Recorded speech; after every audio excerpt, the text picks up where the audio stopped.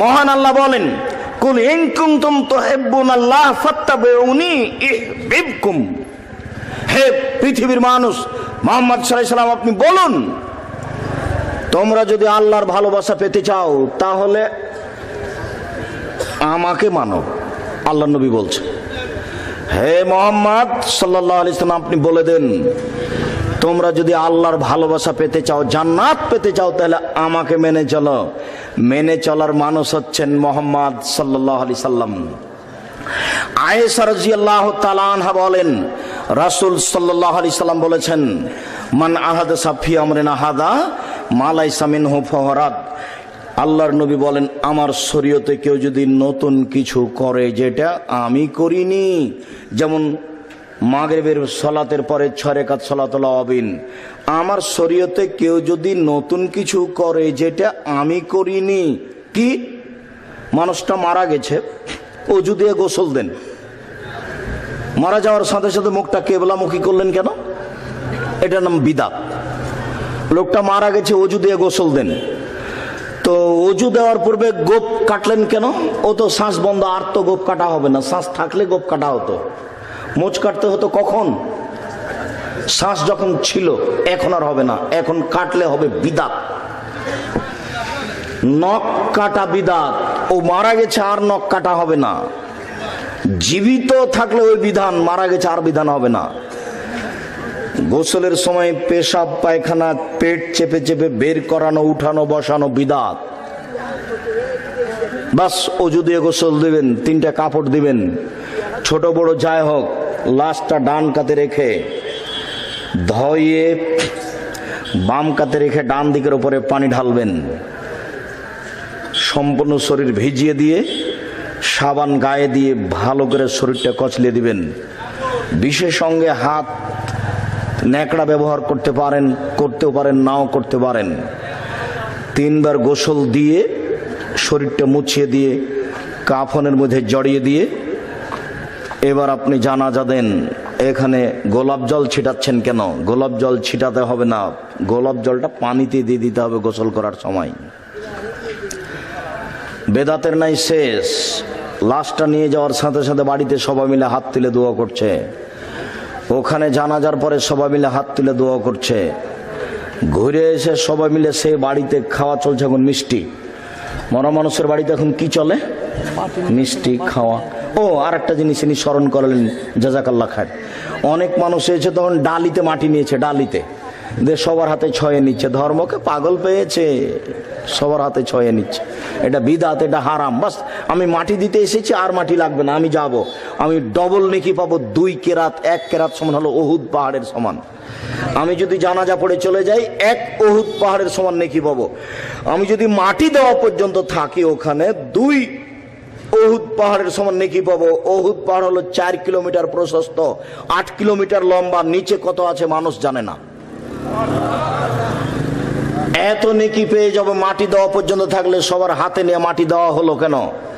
এরপরে ওখানে পানি ছিটিয়ে দেওয়া হচ্ছে কেন? এরপরে তার উপরে, কবরের উপরে খেজুরের ডাল পুঁতে দেওয়া হলো কেন? এগুলো সবই বেদাত। আবার ওই যে খাটলিতে নিয়ে গেছে, খাটলিটার উপরে কাপড় আছে, দেখবেন কাপড়ে আয়াতুল কুরসি লেখা আছে বা লেখা আছে প্রশ্নের উত্তর। যেগুলো জিজ্ঞাসা করা হবে সেগুলোর উত্তর দেওয়া আছে খাটলিতে, খাটলির কাপড়খানে। আগামীকাল সন্ধ্যা হতে হতে খাটলির কাপড় পুড়িয়ে দিয়ে একটা সাদা কাপড় নিয়ে আসতে হবে, যাতে কোনো কিছু লেখা নেই। বুঝাতে পারিনি মনে হয়? ভারত, বাংলাদেশ, পাকিস্তান বেদাত দিয়ে ভরা, পাবনা বেদাত দিয়ে ভরা। আব্দুর রাজ্জাক সাহেব রাজশাহীও। তবে ওই দিক থেকে যত এই দিকে যাবেন, পাবনা যাবেন, চট্টগ্রাম যাবেন, সিলেট যাবেন, ফরিদপুর যাবেন, খালি শিরক বেদাত বেশি বেশি হতে হতে হতে হতে এবারে আকাশ পর্যন্ত চলে গেছে, বিপদ সীমার উপরে চলছে। আবু হুরায়রা রাদিয়াল্লাহু তাআলা আনহু বলেন, রাসূল সাল্লাল্লাহু আলাইহি সাল্লাম বলেছেন, মান আমিলা আমালান লাইসা আলাইহি আমরুনা ফাহুয়া রাদ। কেউ যদি কোনো আমল করে তাতে যদি আমার নির্দেশনা না থাকে তাহলে তা পরিত্যাজ্য, তাহলে তা বাতিল। বুখারী, মুসলিম। জাবের রাদিয়াল্লাহু তাআলা আনহু বলেন, রাসূল সাল্লাল্লাহু আলাইহি সাল্লামের কাছে একদল ফেরেশতা আসলো। ফেরেশতা এসে কিছু বলছে যে ইন্নাহু নাইম, মুহাম্মদ ঘুমিয়ে আছেন। কিছু ফেরেশতা বলছে না, আইনাহু নায়মাও কালবহু ইয়াকজান, তার চক্ষু ঘুমিয়ে তার অন্তর জেগে, যা বলবো আমরা উনি তা বুঝবেন। তখন কিছু ফেরেশতা বলছে ইন্নাল্লি সাহিবুকুম হাযা মাসালান, তোমাদের এই সঙ্গী এই মুহাম্মাদের একটা উদাহরণ আছে, একটা দৃষ্টান্ত, একটা উদাহরণ। এনার একটা উদাহরণ আছে, দৃষ্টান্ত কি? ওনার উদাহরণ হচ্ছে কারাজুলিন, একটা মানুষের মতো। কোন মানুষ? বানাদারান, একটা মানুষ একটা ঘর তৈরি করেছে, বাড়ি। ও জালা ফিহা মাদুবাতান, সে ঘরের মধ্যে কিছু খাদ্য রেখেছে, খাদ্য। ও বাসা দাইয়ান, তারপর একজনকে পাঠিয়েছে, যাও তুমি রাস্তাতে যাকে পাবা ধরে নিয়ে আসবা। মান আজাবাদ দাইয়া দাখালাত দারওয়া কালামিনাল মাদুবা, যে ব্যক্তি শুনলো, আসলো, ঘরে ঢুকলো, খেলো। অমল্লাম ইজিবুদ্দাই আলাম ইয়াকুল দারা লাম ইয়াদখুল দারা লাম ইয়াকুল বিল্লাহ মাদুবা, যেই আসলো না, সে ঘরে ঢুকলো না, সে খাদ্য খেলো না। তখন কিছু ফেরেশতা বলছে ফাকালা হাবিলুহু আও আবিলুহু লাহু, এটা তাকে একটু বুঝিয়ে বলো, তাকে একটু বুঝিয়ে বলো, তিনি কি বুঝতে পারলেন? তখন কিছু ফেরেশতা বলছেন উনি ঘুমন্ত। তখন কিছু ফেরেশতা বলছেন চক্ষু ঘুমিয়ে আছে, অন্তর জেগে আছে। তারপরে বলছেন আদ-দারওয়াল জান্নাত, ঘরটা হলো জান্নাত, যে ঘরে খাদ্য আছে। অদাই মোহাম্মদ, যিনি ডাকতে গেছিলেন তিনি হলেন মোহাম্মদ। মানে আতা মোহাম্মদ ফাকাদ আতাল্লাহ, ওমান আশা মোহাম্মদ ফাকাদ আসাল্লাহ, যেই মোহাম্মদের কথা শুনলো সে আল্লাহর কথা শুনলো, যে মোহাম্মদের কথা শুনলো না সে আল্লাহর কথা শুনলো না। ও মোহাম্মদুন ফারকুন বাইনান নাসে, মোহাম্মদ মুসলমান এবং কাফের মধ্যে পার্থক্যকারী। যারা মোহাম্মদের কথা শুনলো তারা মুসলমান, যারা মোহাম্মদের কথা শুনলো না তারা কাফের। কোন পীর সাহেবের কথা এখানে আসেনি, বুখারী মুসলিম। যেই ঘরে খাদ্য আছে সেই ঘরটা কি? জান্নাত।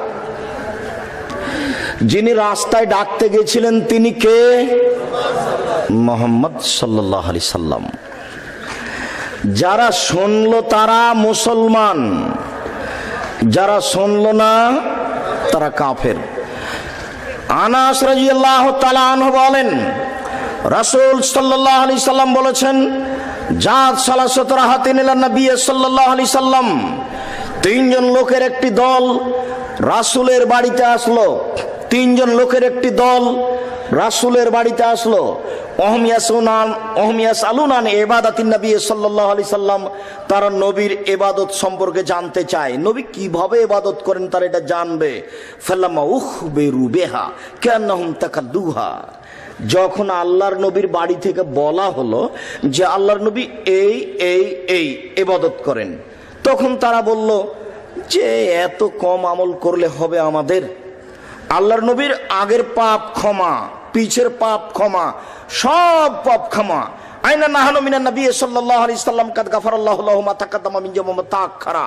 আমরা কোথায়, রাসূল কোথায়? রাসূলের আগের পাপ ক্ষমা, পরের পাপ ক্ষমা। রাসূলের অল্প ইবাদত করলে চলে, আমাদের অল্প ইবাদত করলে চলবে না। অতএব তিনজনের একজন বলছে আম্মা আনা উসাল্লি লাইল আবাদ, আমি সারা রাত সালাত আদায় করব, একটুকু ঘুমাবো না।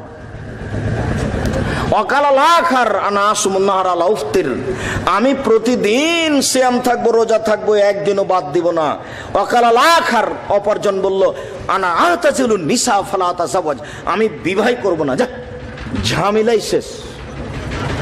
দিন রাত ইবাদত, দিন রাত ইবাদত, দিন রাত ইবাদত, বউ নেই, ঝামেলা নেই, টাকা নেই, পয়সা নেই, হাট নেই, বাজার নেই, দিন রাত ইবাদত। একজন বিবাহ দিল। ইতিমধ্যে আল্লাহ রাসূল সাল্লাল্লাহু আলাইহি ওয়াসাল্লাম চলে এসেছেন। আল্লাহ রাসূল বলেন এই আনতুম কুলতুম কাযা ওয়া কাযা, তোমরা এই মন্তব্য করলে শোনো, ইন্নী লাখশাকুম লিল্লাহি ওয়া আতকাকুম লাহু, আমি পৃথিবীতে সবচেয়ে বড় পরহেজগার, আমি পৃথিবীতে সবচেয়ে বেশি আল্লাহকে ভয় করি।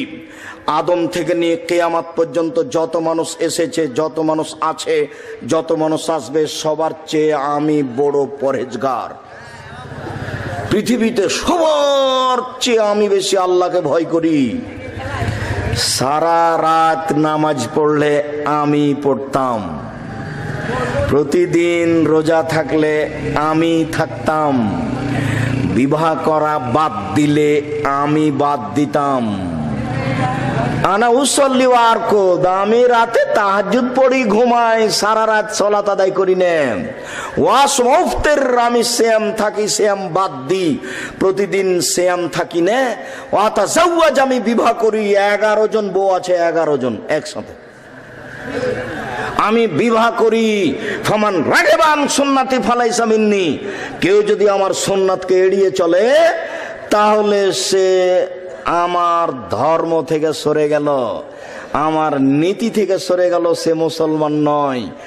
এবার আপনি বলুন, চালিশা করা যদি রাসূলের নিয়ম না হয় তাহলে কি হবে? এই ছেলে, এবার যদি বালাগাল ওলা বেকামালেহি কাশাফাদ্দ যাবে জামালেহি হাসনাত জামিও খেসালেহি সাল্লু আলাইহি ওয়া আলিহি, এটা যদি রাসূলের না হয় তাহলে কি হবে? মাওলানা সাহেব, মুফাসসির সাহেব বলছেন, আরো জোরে বলেন লা ইলাহা ইল্লাল্লাহ, আরো জোরে লা ইলাহা ইল্লাল্লাহ, আরো জোরে লা ইলাহা ইল্লাল্লাহ মুহাম্মাদুর রাসূলুল্লাহ। জি না, প্রথমত চুপে জিকির করতে হবে, বাধ্য।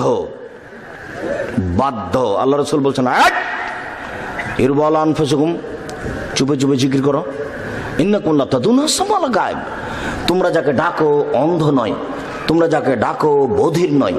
ইন্নাকুম তাদুনা সামিয়াম বাসীরা, তোমরা যাকে ডাকো সবকিছু দেখে, তোমরা যাকে ডাকো সবকিছু শুনে। ধীরে ডাকো, ধীরে ধীরে। আর সাক্ষী হচ্ছে, আমি সাক্ষ্য দিচ্ছি আল্লাহ ছাড়া কোনো মাবুদ নাই, আমি সাক্ষ্য দিচ্ছি মোহাম্মদ আল্লাহ রাসূল, তখন বলতে হবে লা ইলাহা ইল্লাল্লাহ মুহাম্মদ রাসূলুল্লাহ। আর যখন জিকির চলবে তখন শুধু লা ইলাহা ইল্লাল্লাহ। আল্লাহর নবী বলেছেন, আফজালু যিকরি লা ইলাহা ইল্লাল্লাহ, সবচেয়ে উত্তম জিকির হচ্ছে লা ইলাহা ইল্লাল্লাহ, আর নেই। এই পর্যন্ত শেষ। সম্মানিত দিনী ভাই, শুনুন, রাসূল সাল্লাল্লাহু আলাইহি ওয়াসাল্লাম বলেন, লাউ বাদালাকুম মুসা লাত্তাবাতুমুহু ওয়া তারাকতুমুনি। পৃথিবীর মানুষ শুনে রেখো, আজ যদি মুসা আলাইহিস সালাম দুনিয়াতে আসেন, জীবিত হন, তোমরা যদি মুসাকে মেনে চলো আর আমাকে বাদ দাও, অতারাকতুমুনি, আমাকে বাদ দাও, লা যালালতুম আন সাওয়াইস সাবিলে, তাহলে তোমরা হক পথ থেকে সরে যাবে, ফলাফল জাহান্নাম হবে। তোমরা যদি মুসাকে মানো, আমাকে বাদ দাও, তাহলে তোমরা ভুল পথে যাবে, ফলাফল জাহান্নাম হবে। মুসাকে মেনে যদি জান্নাত না পাওয়া যায় তো পীর সাহেবকে মেনে জান্নাত হবে কি করে? মুসা আলাইহিস সালামকে মেনে যদি জান্নাত না হয় তাহলে ইমাম সাহেবকে মেনে জান্নাত হবে কি করে? মুহাম্মদ সাল্লাল্লাহু আলাইহি সাল্লাম বলছেন, তোমরা যদি আমাকে বাদ দাও। কথা বুঝাতে পারলাম না মনে হয়। আল্লাহর নবী মুহাম্মদ সাল্লাল্লাহু আলাইহি সাল্লাম বললেন, বনি ইসরাইল, ইহুদি খ্রিস্টানরা 72 ভাগে বিভক্ত হয়েছে, আমার উম্মত 73 ভাগে বিভক্ত হবে। সবাই যাবে জাহান্নামে, একটি যাবে জান্নাতে। সবাই যাবে জাহান্নামে, একটি যাবে জান্নাতে। তখন সাহাবীগণ বলছেন, সেই দল কোনটি? তখন আল্লাহ রাসূল আর দলের কথা বললেন না, দল তখন আর উল্লেখ করলেন না। তখন বলছেন, মা আনা আলাইহি ওয়া আসহাবি, আমি আর আমার সাহাবীগণ যে নীতির উপরে আছে। তখন তিনি বললেন না ইমাম শাফি, তখন তিনি বললেন না ফুরফুরা শরীফ, তখন তিনি বললেন না দেওয়ানবাগী। পৃথিবীর মানুষ ইহুদি খ্রিস্টান 72 দলে বিভক্ত হয়েছে, আমার উম্মত 73 দলে বিভক্ত হবে। সবাই যাবে জাহান্নামে, একটি যাবে জান্নাতে। আল্লাহর নবীকে সাহাবীগণ বললেন, তারা কারা? তারা কারা? তারা কারা বলেন? তখন আল্লাহর নবী এতক্ষণ পর্যন্ত 72-73 দল বললেন, কিন্তু এখন আর বললেন না যে এই দল সে দল। উত্তরে বলছেন, আমি আর আমার সাহাবীগণ যে নীতির উপরে আছে। এই ছেলে, তোমাদের দল আসলো না গো, সংগঠন করে মানুষের বদনাম করে পরকাল হারায় না বোকা ছেলে।